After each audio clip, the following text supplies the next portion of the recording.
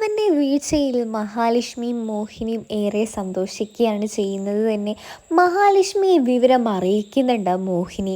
മോളെ എത്രയും പെട്ടെന്ന് കണ്ണനെയും കൂട്ടിക്കൊണ്ട് ഇങ്ങോട്ടേക്ക് വന്നോളൂ എന്നൊക്കെ പറയുന്നുണ്ട്. അപ്പോഴേക്കും മോഹിനിയാണെങ്കിൽ അവൻ്റെ ആ വീഴ്ച, നിൻ്റെ രണ്ടാനച്ഛൻ്റെ ആ വീഴ്ച നീയും കണ്ണനും കാണണം എന്നൊക്കെ പറയുന്നുണ്ട്. മോഹിനി തൻ്റെ ഭർത്താവ് മരിക്കുന്നതിൽ ഏറെ സന്തോഷിക്കുന്നുണ്ട്. ഇപ്പോൾ മഹാലക്ഷ്മിയുടെയും മോഹിനിയുടെയും സ്വഭാവത്തിലെല്ലാം ഒരുപാട് വ്യത്യാസമുണ്ട്.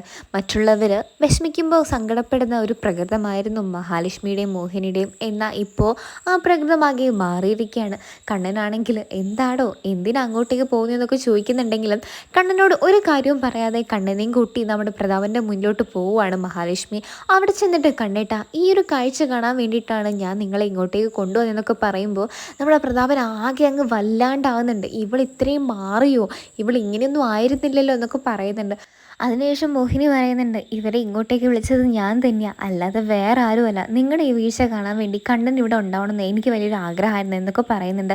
നമ്മുടെ മുത്തശ്ശനെ പറയുന്നുണ്ട്, നിൻ്റെ ഈ വീഴ്ചയാണെങ്കിൽ അത് എത്രയും പെട്ടെന്ന് ഉണ്ടായതൊന്നുമല്ല മോനെ, നിനക്ക് എന്തായാലും ജീവിതകാലം മുഴുവൻ ഈ വീഴ്ചയിൽ തന്നെ കിടക്കേണ്ടി വരുന്നൊക്കെ പറയുമ്പോൾ നമ്മുടെ കണ്ണനാണെങ്കിൽ ഭയങ്കര മാസ്സായിട്ട് ആ കാലിങ്ങനെ അനക്കി കൊടുക്കുന്നുണ്ട്, ഇങ്ങനെ ചലിപ്പിക്കുകയാണ് ചെയ്യുന്നത് തന്നെ. കണ്ണൻ്റെ ഈ ഒരു മാസ് എൻട്രി അടിപൊളിയായിട്ടുണ്ട്. അങ്ങനെ അന്തം വിട്ട് നിൽക്കുകയാണ് നമ്മുടെ മുത്തശ്ശിയും പ്രതാപനും ഒക്കെ ആണെങ്കിൽ.